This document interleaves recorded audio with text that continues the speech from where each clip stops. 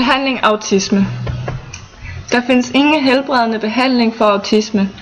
Behandlingen bruges derfor til at ændre bestemte symptomer. Målsætningen for behandlingen afhænger af barnets alder og det enkelte barns behov.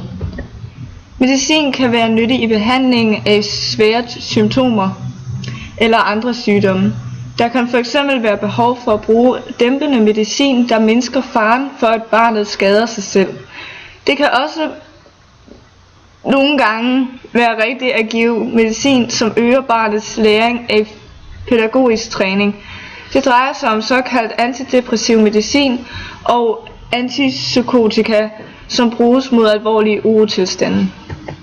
Behandlingsmålene er at stimulere barnet til at lære færdigheder i kommunikation og sprog og forhindre fejludvikling i disse færdigheder. Bygge på og videreudvikle stærke sider hos barnet. Forhindre tab af færdigheder og optræning til at blive mere selvstændig. Behandle andre sygdomstilstande, f.eks. epilepsi. Sørge for, at forældrene får den nødvendige aflastning og økonomisk støtte. Vær opmærksom på andre børn i familien. Behandlingen vil som regel også indeholde at finde børnepsykiater eller pædiater, der har ansvar for at drøfte diagnosen, prognosen og behandling med forældre. Der vil typisk være tilbud til søskende om psykosocial hjælp og støtte. Tilbud til familien om genetisk vejledning. Behandlingen vil være mest effektiv hos mindre børn.